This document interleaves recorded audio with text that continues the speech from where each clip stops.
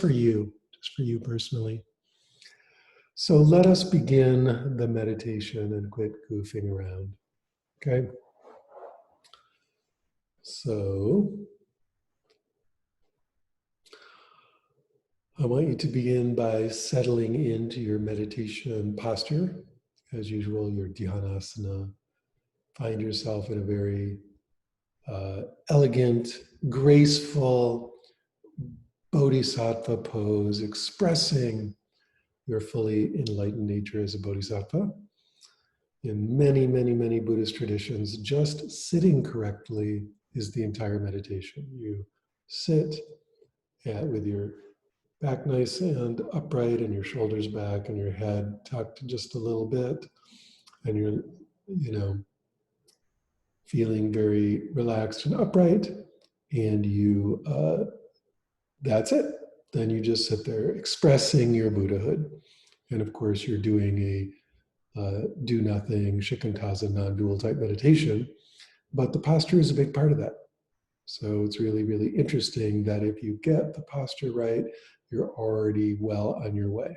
Getting the posture right, we could go through the details. You want your lower back curved in, spine straight, shoulders back, your chin tucked just slightly, just a little tiny bit. Those are the very basics without going into the details.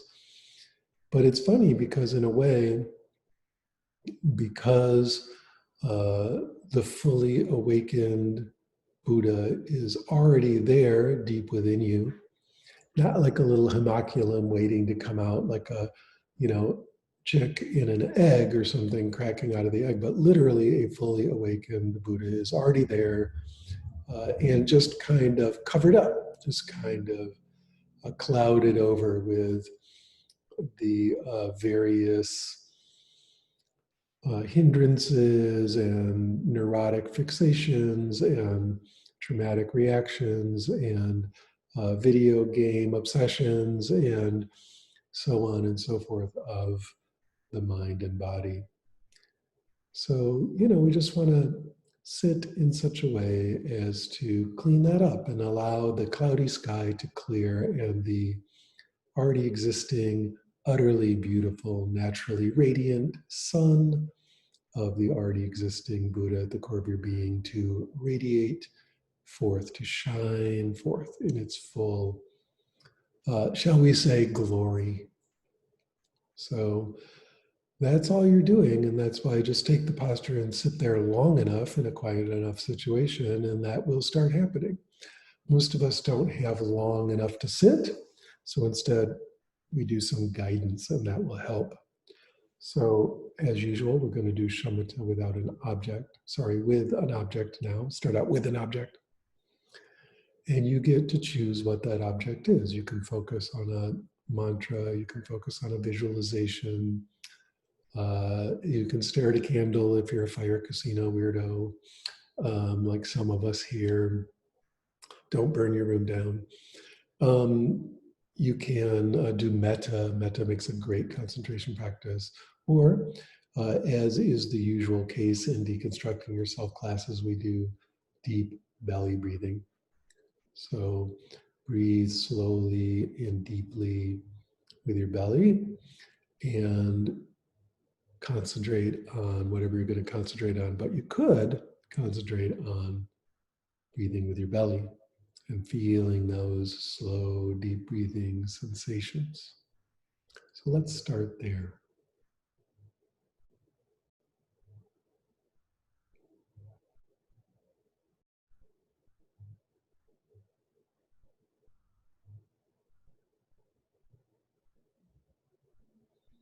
And as you're focusing and relaxing, becoming more and more stable, more and more open, just allow your face to relax, your forehead, your eyes, your eyelids, your eye muscles, your cheeks, your lips, your mouth, the jaw, the tongue. Allow your whole face, your scalp, the back of your head, all of that to relax and release and let go of any tension. Feel the tension draining out of your face and head into the earth beneath you.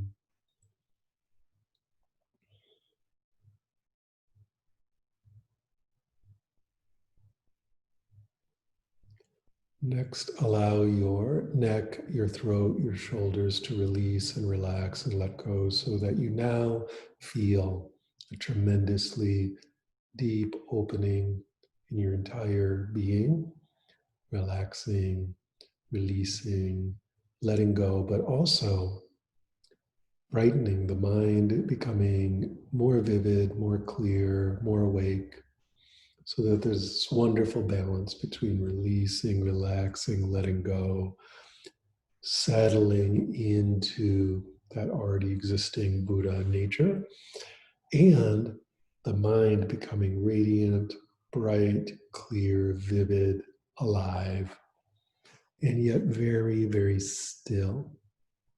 So it's not frenetic, intense awakeness. It's very clear, lucid, bright, calm, still awakeness. Now allow your arms and hands to become as limp as wet noodles, utterly, fully, completely relaxed and letting go of all tension. And notice as you do that, that again, the entire being just settles in and lets go. It lets go. And awareness begins to fill the being, bright, clear, brilliant, radiant, absolutely loving, compassionate awakeness. And you notice that this starts to warm the heart and knead the heart, can knead the heart, and begins to melt and goopify and relax and open this sense of connectedness, of openness, of joy and freedom, a sense of being with others in a very friendly, kind, open, warm way.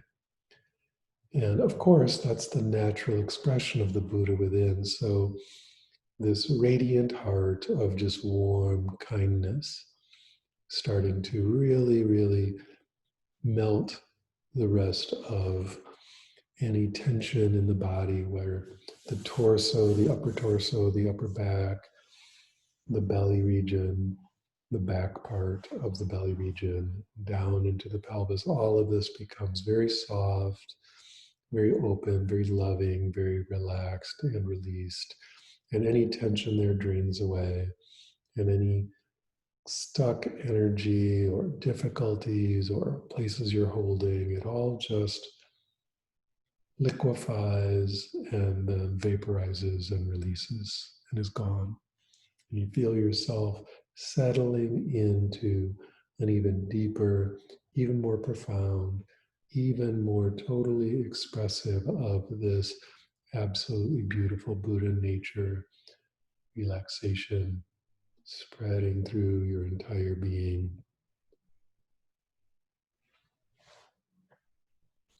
While the mind expresses its true radiance, its absolutely most brilliant awakening, absolutely and totally awake and sensitive and subtle and refined. And now notice that, of course, your legs and your knees and your lower legs and your ankles and your feet and your toes just turn to jelly, become incredibly relaxed, ridiculously relaxed. And that is the final straw. And the being just moves effortlessly, drifts effortlessly into full Buddhahood, completely floating on a cloud of, soft cloud of relaxation and awakeness, of wisdom and emptiness and compassion and kindness. Right? This balance of wisdom and compassion, understanding the emptiness and at the same time loving the world, right? That's the Buddha nature. So let's just settle in and continue to focus and relax and focus and relax and focus and relax ever more completely together.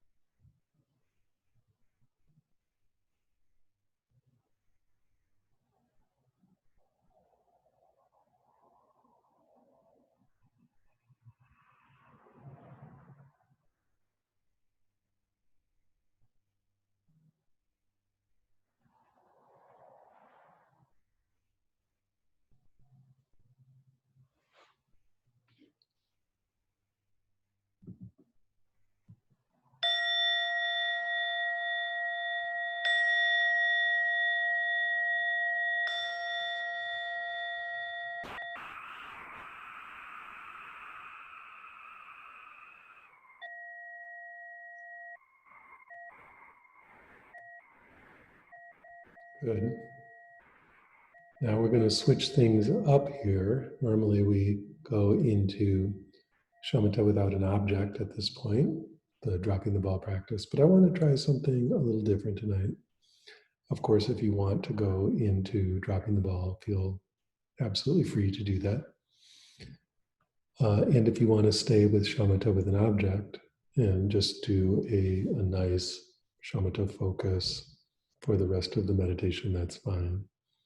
But what I'd like to suggest you do is a practice sort of between those two, something called taking the mind as path. So I want you to direct attention at the space of your mind and notice what's happening there. That's the entirety of the instruction. Take the entirety of the mind as the focus object and notice what's happening there. Now, this can be a little challenging at first. You're listening to verbal thinking, you're noticing visual thinking, anything else that's happening in the mind. You're paying attention to it, but you're not getting involved. You're connecting with it as if it is a separate thing, not you. You're simply observing. So this is vipassana, right? We're just paying attention to the mind, but in a very broad way, a very relaxed way, noticing what's arising. So give that a shot. Noticing what's arising without getting involved.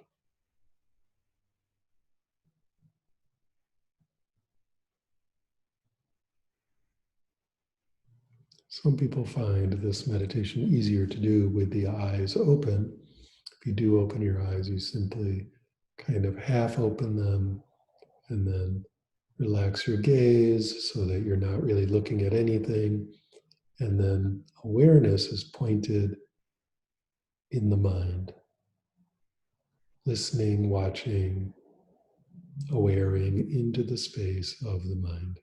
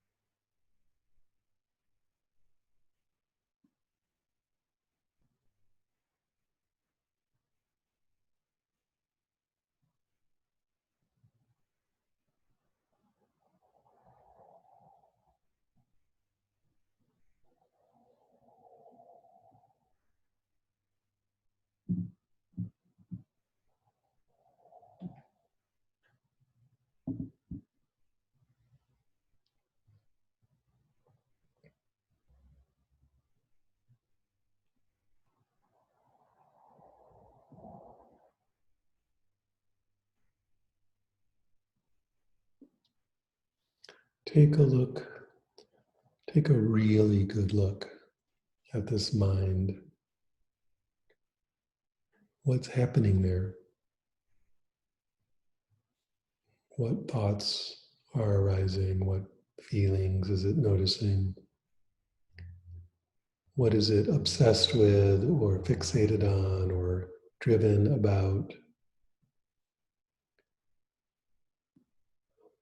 And can you let go of any of that fixation or drivenness? Can you let go of any of the obsession simply by just stepping back a little bit and noticing they're all just arising in the whole of awareness. They're arising in the sky of the mind. And you don't have to be them. You don't have to be the thoughts. You don't have to be the complexes and the problems and the neurotic fixations and the drivenness. You can just be awareness, noticing these things. And also notice we're not trying to get rid of them when we're doing this practice. Thoughts are allowed to happen, effortless thoughts. You're not trying to think. Fixation's allowed to happen if it's there. Just notice it, and so on. This is simply noticing the mind, taking the mind as the concentration object.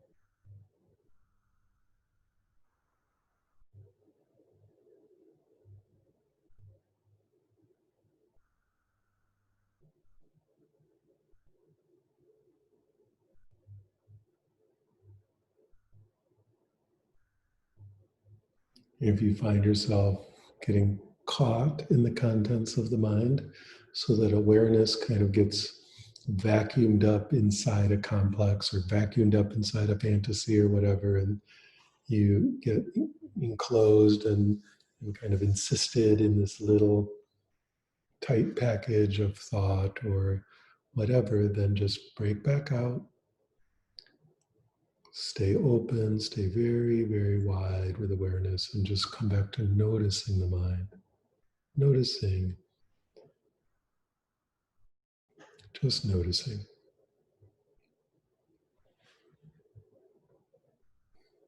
You don't have to be the thoughts. You don't have to be the contents of the mind.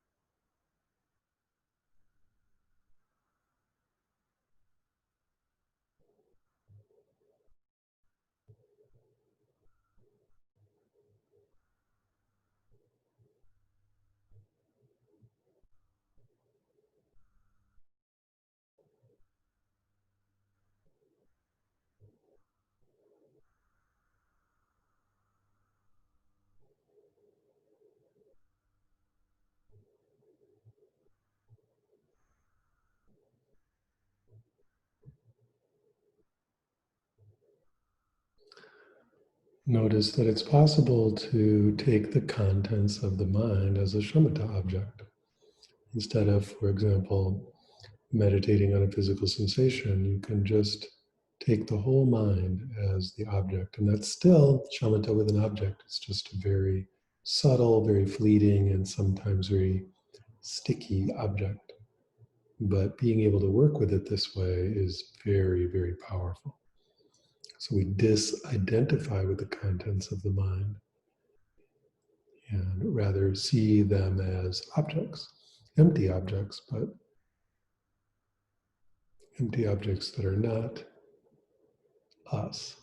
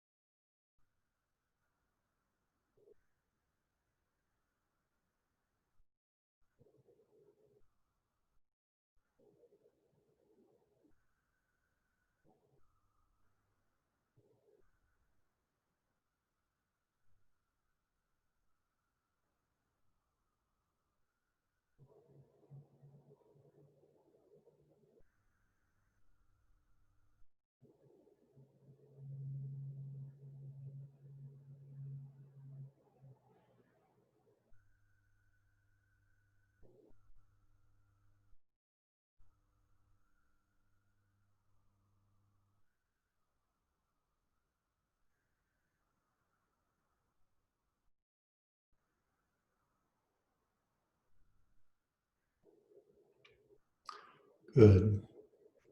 Now, as usual, you can stick with that if you'd like, or I suggest you now move to shamatha without an object, dropping the ball Shikantaza, do nothing, awareness of awareness meditation. Notice how this is different. You're not paying attention to anything at all except attention itself. Awareness of awareness. Just noticing that you are having an experience, noticing the noticing. But if you latch onto any content of any kind, just drop that.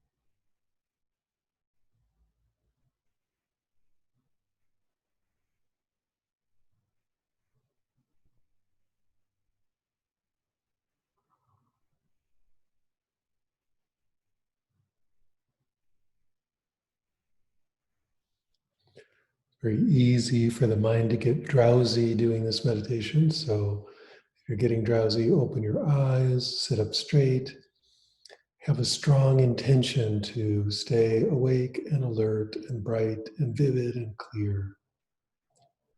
If you find yourself getting dreamy at all, do any of those things and come back to vivid, clear awareness.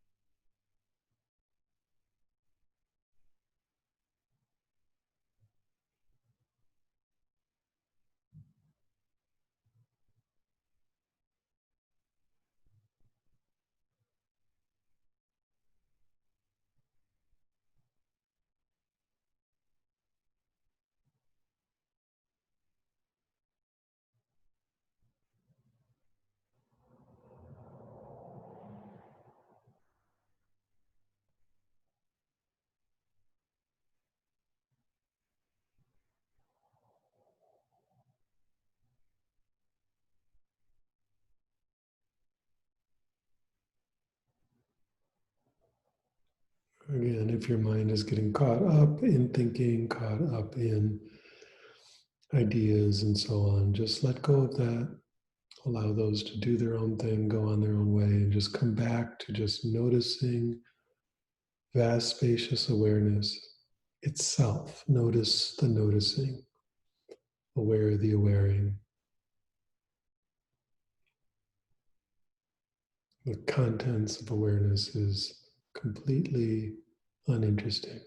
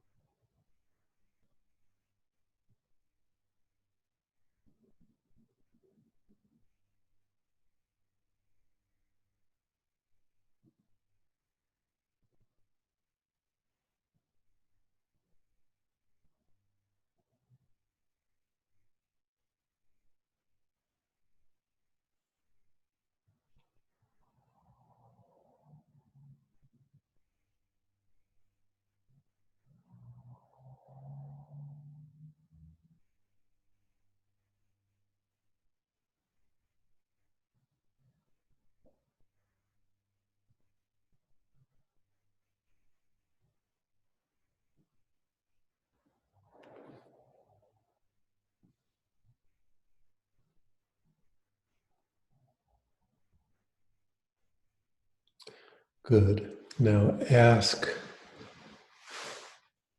what is this experience that is happening now? What is this experience that's arising? And if you find an answer coming up like, oh, it's thoughts, or oh, it's a feeling in my back or something, no, that's not what I mean. I mean, what is it? What is this experience?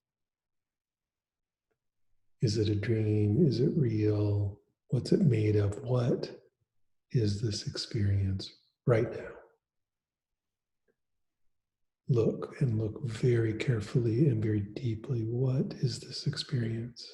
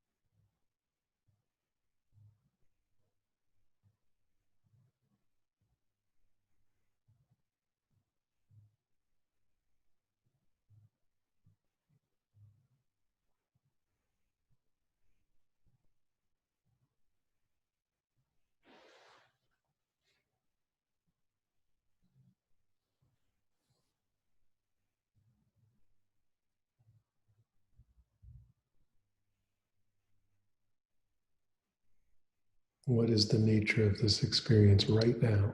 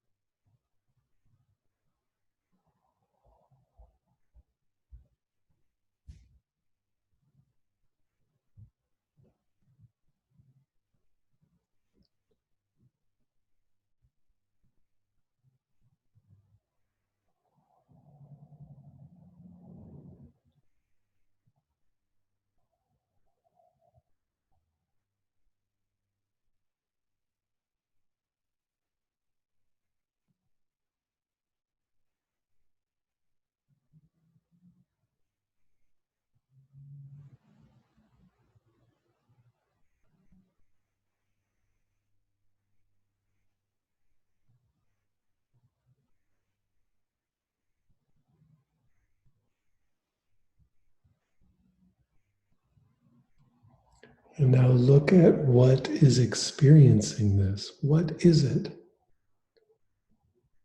that is experiencing right now? Look carefully. And if any verbal responses arise, just drop those and come back to looking, assuming there's an experience happening. What is experiencing it? What is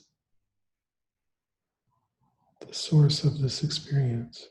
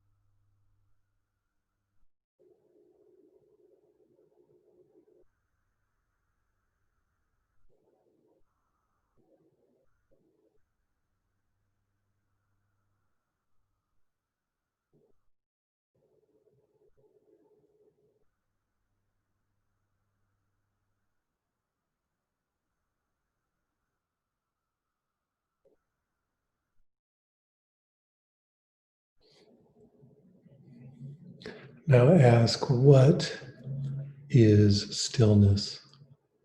What is stillness? What is it?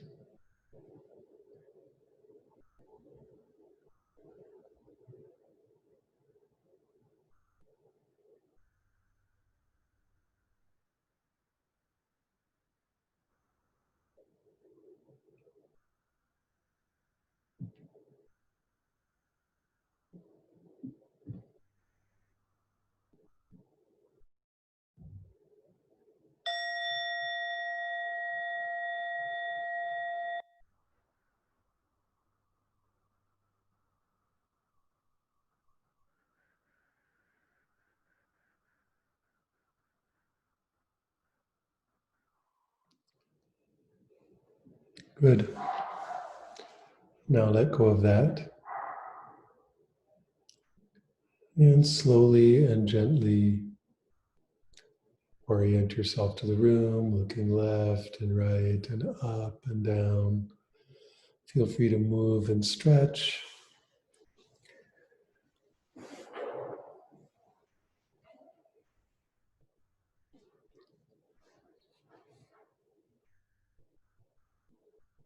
Allowing yourself to Come back into the apparent world.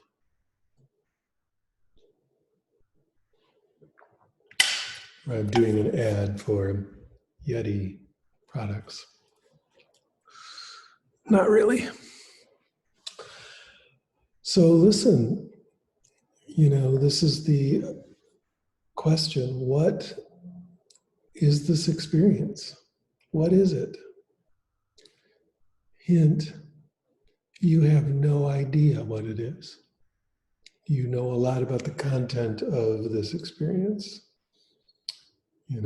What is apparently in the room around you, what's apparently happening, and so on. But what the experience is, nobody knows. You have no clue what it is. Same with what is experiencing. It seems to be this entity called me, but the entity called me is arising in experience. So how does that work? Is it experience or experiencing or what?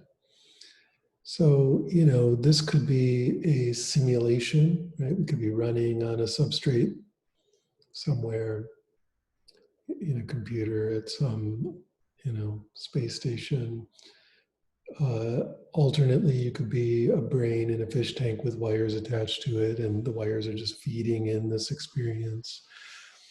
Who knows? This could all just be a dream in the mind of a butterfly. Right? We have no idea. It could be anything. And that's the batshit thing about all of this, right? We don't have the slightest clue where we are coming from or what's happening. We just know one thing, and that is there is an experience that is completely obvious. What the meaning of that experience is, where it's coming from, what's going on, who we are, all of that is up for grabs. Nobody knows. Everybody's guessing. And it's amazing. We all just go about our day like pretending that we have a clue. And on the deepest level, nobody has a clue about what's really going on here, except keep noticing this bare, naked fact of awareness. Or to put it alternately, the bare, naked fact of experience, right? We're having an experience. Or to put it even more clearly, there is experience, and it seems to be real or something. And that is the essence, that's the core of all spirituality. It's the core of all compassion. It's the core of all kindness. And it's also the mystery of being, right? What is going on? What? Nobody knows. We do not have a clue. If anybody tells you they do, they're either lying or deluded. And that's okay, right? That's the world we live in. But this could all be just a dream within a dream within a dream. And how would we know? We don't. And so notice how, in a certain way, that cuts the ground out from everything. But in another way, and that's good, that's the wisdom piece. Oh, there is no ground. How fascinating. There's just this experience. Who knows what's going on? Wisdom, right? But it also opens up the possibility for total connection without any boundaries, connection without any issues or difficulties. It opens up just pure, unconditional love connection, compassion connection, because all the boundaries are part of the dream, right? And so we can just simply allow that to dissolve and notice. In one way of saying it, there are no others, or in another way of saying it, we are the world, and we are connected to the world. So that's the compassion piece. So wisdom on one side, emptiness, the dream, compassion on the other side, total connection, love, and taking this apparent dream and really acting as if it really, really matters. And so taking action in the world, standing up for those who are oppressed, trying to heal and make wiser and more skillful our communities and our world, right? We're taking action in the world with tremendous vigor and engagement as play, right? Engagement as play. So that allows us the possibility of being tremendously wise, tremendously skillful, and really noticing that this dream is very, very malleable. We can make this world into enlightened heaven if we wanted to, or a beautifully verdant Eden where everyone is fed and animals are thriving and all of that simply by taking action as if, right? Action from wisdom, action from compassion. So it's a funny paradox, right? And funny is the right word. Spontaneous, playful action, right? All right, human beings, apparent human beings. This brain in a fish tank is opening up the conversation to your brain in a fish tank for any questions. Oh, look, I had a bell in my pocket the whole time and forgot.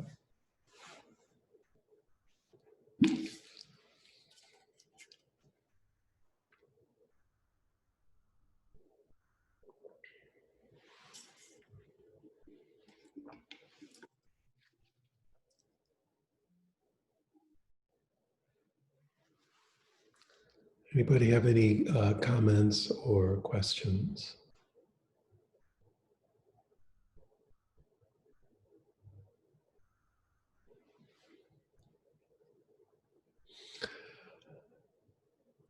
The way to really work with this is to actively notice the dreamlike quality. And you do this all day long. You can do it in your meditation, and that's really, really powerful. But you can also do it as you're walking around. You can do it as you're working. You can do it as you're playing. You can do it as you're protesting out in the streets, which you should be doing. Really feel that, right? That dreamlike quality. Notice how everyone thought everything was a certain way, and then 2 months ago, everything just changed and all bets are off. The rules of society seem to be completely different worldwide, right? The dream is very malleable, and that's super fascinating. And so I want you to practice as you're walking around, noticing the dreamlike quality. Practice as you're working, notice the dreamlike quality. Practice as you're being with other people, notice that dreamlike quality. It's very apparent, right? It's very apparent. And then notice the dreamlike quality of self, the sense of being someone. Isn't it so fascinating that in a nighttime dream, you're fully convinced you're that dream being, and all the stuff happening to that dream being is so important and so intense and so real, and all this stuff gets really tense and collapsed and tight, right? And then you wake up, and there might be a moment of confusion, and then you have that moment of, oh, it was just a dream. None of that was happening to a being, right? What a relief. And in one way of looking at it, because even the sense of self is arising in the stream, even the sense of me as a person, me as an entity is arising in the stream. If we notice that dreamlike nature, that same relief is available continuously, right? The same relief of, oh, the sense of self, that's a dream. It's a fascinating dream. It's an interesting dream. It can sometimes be a tight, knotted up, difficult dream, but it's empty, right? That's the emptiness quality. So notice it continuously, notice it all day long, notice it while meditating, notice it while cooking dinner, keep looking into that fantastical quality of the world arising.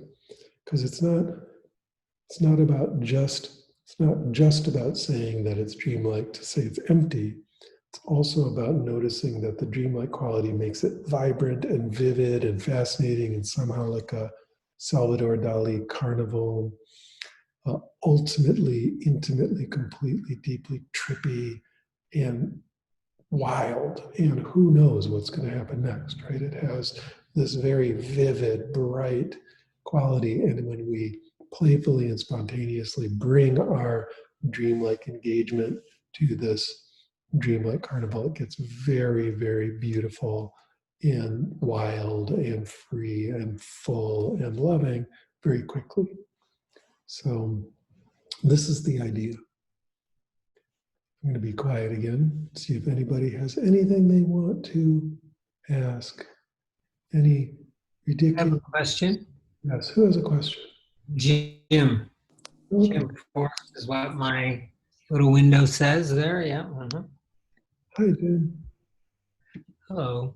So this is maybe the fourth or fifth or sixth time that I've attended one of your talks and meditations, and I've been enjoying them very much. And this, what I would call a different perspective or point of view is, I mean, I've heard of seeing this as a dream, but I'd never really thought about it too much or tried to experience it as you've been leading. But so my question has to do with, so my understanding over the last 10 plus years that I have been meditating and learning about Buddhism, mainly from a Theravada perspective, is that nothing arises on its own.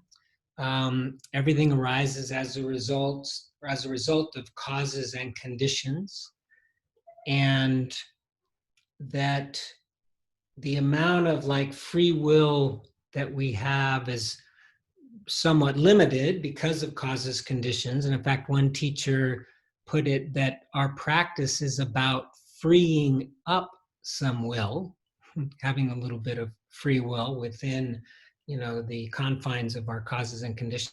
And I was wondering if you could just address, how do causes and conditions impact seeing the world in this dreamlike way? Yeah. In the sense of emptiness, there are no causes and conditions. Right? So you're like outside of that idea completely, huh? Yeah, there are no causes and effects, right? It's all just happening. And that's you can notice that in your own experience, right? Everything about a cause and an effect is something you're adding afterwards, right? You're putting that on as an interpretation of what happened. But in terms of the raw data of experience, just the dream itself, there's just stuff happening, right? Now, of course, I understand the causes and conditions viewpoint, and it's a cool way of working. But as you mentioned, that's Theravada Buddhism. That's an earlier version. And as we move further on, things get a little more